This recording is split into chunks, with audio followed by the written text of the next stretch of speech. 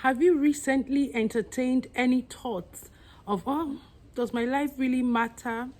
Am I here for something? Is there something that the world will miss if I'm not here? Sometimes it's easy to get stuck in our negative ways and begin to imagine that we don't matter for anything. But there is one habit that can quickly help you move out of being centered on yourself and becoming other people centered, thereby boosting your happiness and life satisfaction. Welcome to the Architecture of Intentional Happiness show, and I am Dim Manwobi, your host. On this episode, we will be looking at something that the whole world is celebrating this week and how you can be a part of it to boost your happiness, the happiness of someone else, and increase your life satisfaction. Yes, this week precisely on the 20th of March, the whole world will be celebrating the International Happiness Day. Woohoo! A day where you and I are charged by the United Nations to pause, enjoy ourselves, be happy, and spread happiness to other people.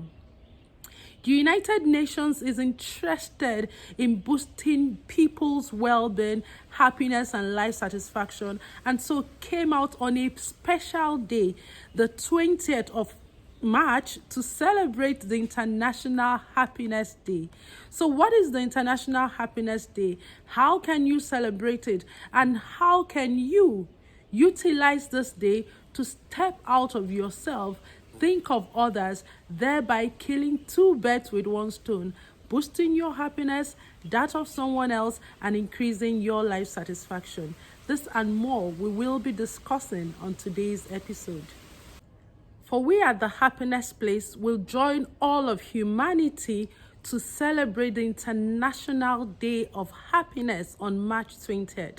And this year's theme is Happier Together Forever. Yes. And what will we be focusing on? We will be focusing on what we have in common, what brings us together much more than what threatens to divide us. Happiness is for everyone. I bet if I ask you, do you want to be happy? The answer would be yes. If you ask a 3-year-old, the answer would definitely be a yes. And if you ask even an 80-year-old man, most likely he will also want to be happy. So everyone wants to be happy. And it is that life will become happier when we are together, when everyone is happy. So on this day, more than any other day, we are reminded to celebrate our humanity. We are reminded to celebrate what brings us together much more than what threatens to separate us. And man is a social being. Man is wired to want to love and be loved. Man is wired to want to belong to a circle and to socially interact with people.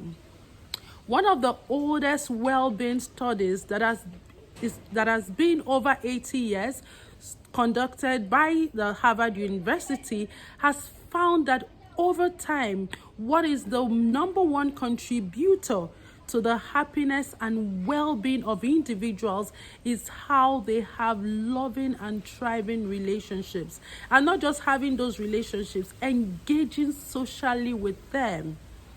So on this day and every other day, it is for us to remember that we're one humanity, and what will make us happier and satisfied, it's when we have thriving, loving relationships with others and we spend time with them.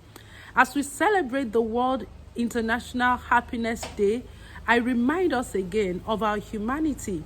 Let us focus on the things that bind us together so that we can be happier and promote the happiness with one another. On a day like this, it might be important that we remind ourselves of the happiness pie. Remember the happiness equation?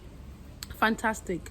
Studies have shown that if happiness was to be equated to 100%, certain percentages are attributable to certain indices. About 50% is attributed to our genetic set points, our biological set points, our genes and the things that we have inherited, from our parents and all that. 10% is attributable to life conditions, life circumstances, the things that happen to us that may not be within our circle of influence. And 40% is attributed to the intentional activities that we engage in to keep ourselves happy. The intentional activities of thoughts, the way we habitually think, not random thoughts that we have occasionally, but our habitual way of thinking, attributes to about 40% of what can make us happier and satisfied in life.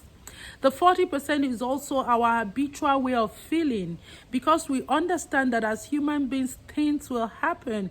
Even though we are one humanity, your husband may annoy you, your wife may get on your nerves, your children may want to drive you nuts, your colleagues in the office, different relationships that you have with people might remind you of the things about yourself that you have chosen to forget, or might bring the ugly sides of you out. There is some intentional way that you can make yourself feel that will make you happier in spite of what is happening around you.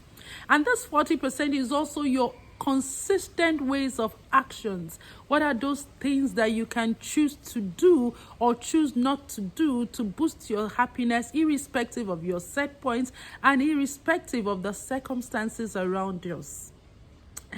As we celebrate this week, and particularly on March the 20th, the International Day of Happiness, let's remind ourselves of some ways that we can mark this day such that it will make us happier, such that we can lean into the 40% that we have to work on our happiness, the way we will think, the way we would feel, and the way we will act, and how we can leverage on this day to begin some baby steps towards cultivating some habits that will not only make us happier, but make the receivers of those actions happy themselves. And together, we will spread happiness, one person at a time, one family at a time, one organization at a time, and gradually we will meet the UN's dreams of raising happier people, people with optimal well-being, and people who are enjoying a life of satisfaction.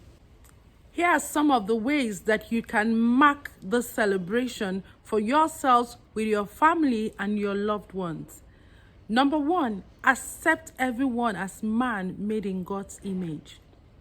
You know, one of the things that causes frictions in relationships and not enabling us to spread happier together forever is when we are biased against one another and we hold certain prejudices that does not allow us see one another as man made in God's image.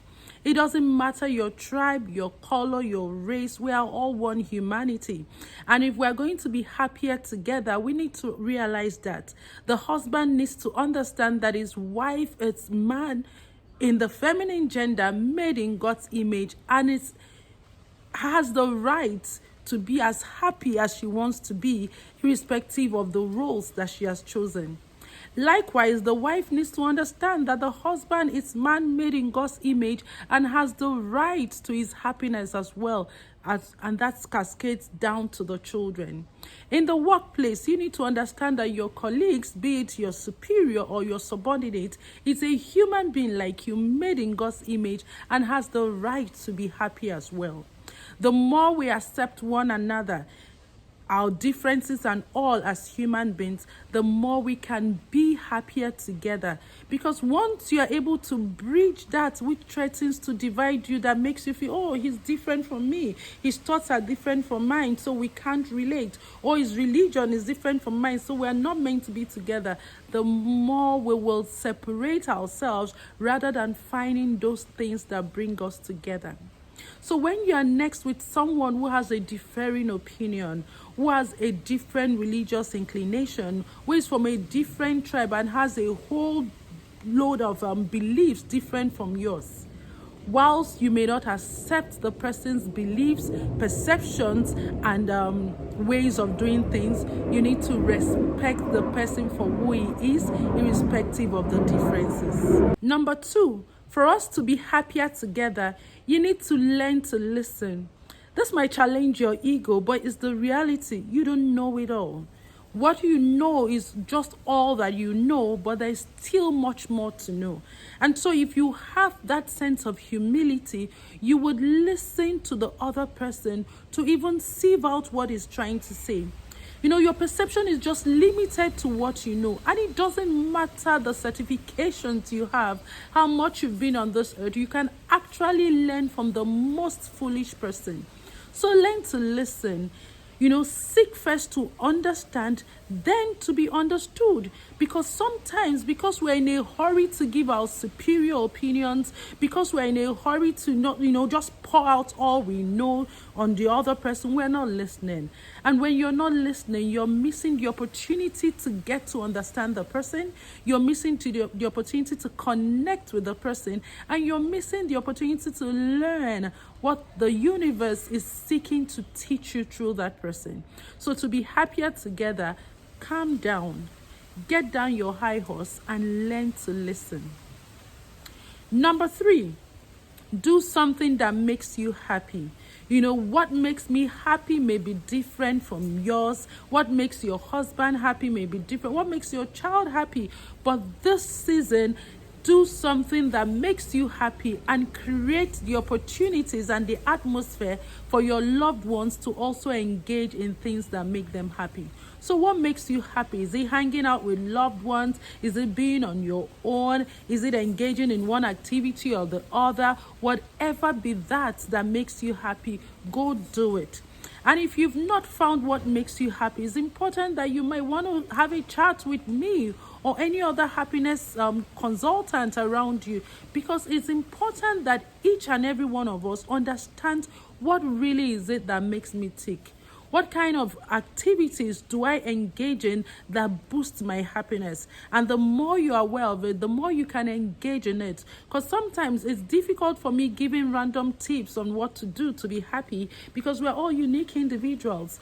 So ranging from savoring to expressing gratitude, to forgiving someone, to building social relationships, to learning how to cope with stress and anxiety, to prayer, boosting your spirituality, a whole lot of things that you can do to keep yourself happy. So find out what makes you happy and then do it. And remember to create the opportunity for your loved ones to also engage in the things that make them happy. If you're a parent and you want to celebrate this day with your family, you need to have a chat with your children. What do they want to do? Sometimes as parents, we make the mistakes of, our children want to go to the cinema, we should take them to the beach. And we just make decisions for the whole family, assuming that we know what they need. To celebrate the International Day of Happiness, you need to step away from that mode. Get your kids involved. Ask them, how do you want us to spend this day? How do you want us to commemorate the International Day of Happiness? And together as a family, plan something. It doesn't have to be costly. It doesn't have to be elaborate. But let it be something that your children have a buy-in so that they can be a part of it, rather than dad and mom breathing down their necks and wanting them to engage in such activities. Number 4. Perform a spontaneous gesture of kindness to someone, especially to someone who may not be able to repay you back, and someone who most likely is not expecting this act of kindness. Studies have shown that altruistic people tend to be happier. And there's something about random acts of kindness. I tend to call it the double-decker habit. And what do I mean? It is a happiness habit that can boost happiness both ways. The receiver who receives this kindness gets happier and feels like, I matter and someone is thinking about me. And you, the giver, also gets to boost your happiness. But this is something that some people miss that I intend for you to get today.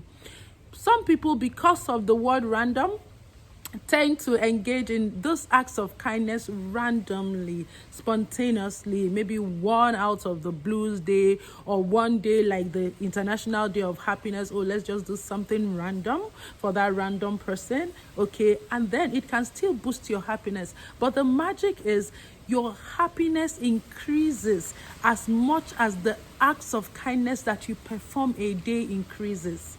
You get that? The more acts of kindness you can pile upon one another on a given day, the more you can experience that heartfelt happiness, that boost of I matter for something and I am part of the universe and doing something for someone else, the more you will boost your happiness. So when you're doing those acts of kindness, don't just do one. Oh, maybe to the gate man, to the random stranger on the street. No, pile it up. Pile it up, pile it up. One act of kindness over the other, and the more acts of kindness you perform, the more you will feel happier. Acts of kindness tends to help us deal with that fixation on ourselves, self-centered, and being so centered on the negativity around us. That is why I say it is a habit that can help you step away from yourself and become other people centered. Performing acts of kindness also can be reciprocal. I've heard lots of people give testimonies how they performed acts of kindness to someone that didn't know them, someone that wasn't going to be able to repay them, but somehow the universe conspired and found ways of repaying them. Some other person did another marvelous act of kindness to them, or they got their prayers answered, or they got one wish that they've been hoping for just met by another random person. So acts of kindness has a pro-social reciprocity. The more you extend kindness to someone, the more the universe is conspiring on your behalf to bring acts of kindness your way. So what acts of kindness would you want to engage in today? I leave those thoughts to you. Think of the person who you need to show love to. Is it your house help? Is it that beggar that you pass on the street every day? Is it even the policeman at the checkpoint who is standing there under the scorching sun doing something? Is it someone in the hospital who needs to be discharged? Whatever be the thoughts that come to you on this day and going forward, perform some acts of kindness, do something to someone, send that message of love to someone you've been meaning to send it. Show love to that guy out on the street who you have been zooming past every day and you didn't even stop to acknowledge his greeting. Extend it to the teachers in your children's school. Let them feel loved. So there are a lot of people. The world is asking for love. Humanity is needing someone to look at them and say, hey, you matter. Take the smile. Hey, you matter. Come here. Let me wrap you in this bear hug. Oh, you matter. Have this from me. Oh, you matter. I can spare 10 minutes out of my busy schedule to spend time with you. Oh, you matter. Talk to me. What is it that is on your heart that you want to share with someone? Oh, you matter. I'm here to spend time with you. Oh, you matter. Have this token. Oh, you matter. Thank you for taking care of the patients in the hospital. Oh, you matter. Thank you for this investment of love that you made in my life years ago, but I've not had the opportunity to thank you.